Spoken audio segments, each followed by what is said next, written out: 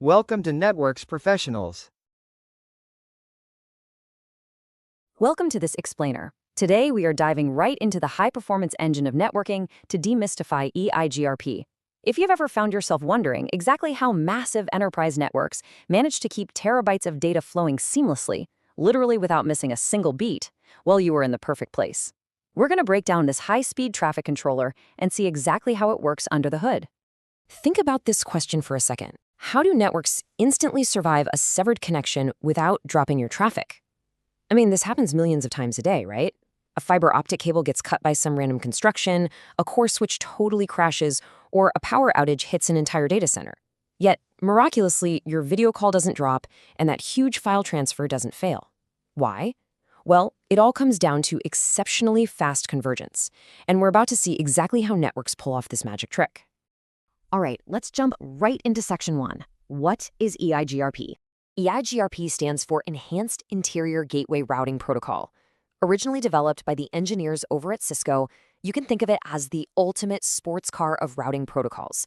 It's an advanced hybrid that automates routing decisions by taking the absolute best parts of two totally different network philosophies, distance vector and link state. By fusing these together, EIGRP grabs the complete top-down network awareness of a link state protocol, but combines it with the super lightweight, low overhead efficiency of a distance vector protocol. It's the best of both worlds, giving network devices the raw intelligence to make split-second decisions and maximize bandwidth across the board. Moving right along to Section 2, Speed and Efficiency Unleashed. Let's really pop the hood here. The absolute secret sauce behind this blistering speed is Dual, the diffusing update algorithm. You can basically think of Dual as the high-powered brain of EIGRP. It acts just like a brilliant, ultra-fast GPS system. Its main job is to guarantee absolutely loop-free paths across your entire network. And here's the coolest part. If a primary link unexpectedly goes down, Dual has already done the math in the background. It instantly activates a pre-calculated backup route, completely routing around the roadblock. That silent, background preparation is exactly why the end user experiences zero downtime. Now, to really appreciate this efficiency, just look at this comparison. Older routing protocols were notoriously chatty. They'd send their entire routing table out to their neighbors over and over again.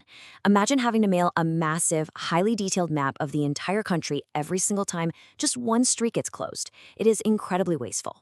EIGRP, on the other hand, acts more like a quick text message. It only sends partial updates, and it only bothers doing that when a network topology change actually happens. This surgical approach saves a ton of precious bandwidth, keeping the lines totally clear for your actual data. Okay, Section 3, Calculating the Best Path. So how does its brain actually pick that perfect path? Well, it uses what's called a composite metric.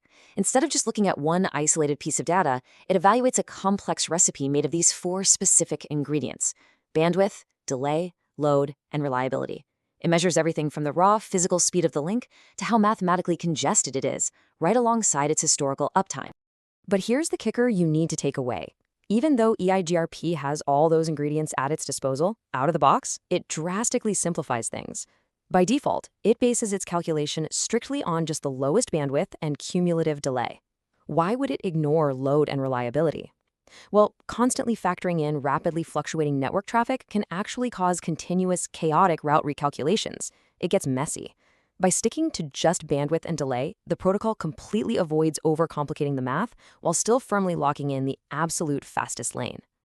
Let's transition over to Section 4, the trust factor. In the networking world, trust is measured by something called administrative distance, or AD.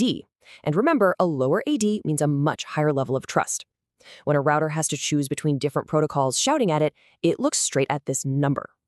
EIGRP boasts an incredibly trusted default internal AD of just 90.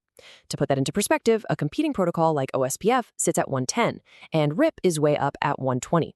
Because 90 is so remarkably low, a router will almost always enthusiastically prioritize an EIGRP internal route over the competition. But what about routes originating from outside the network?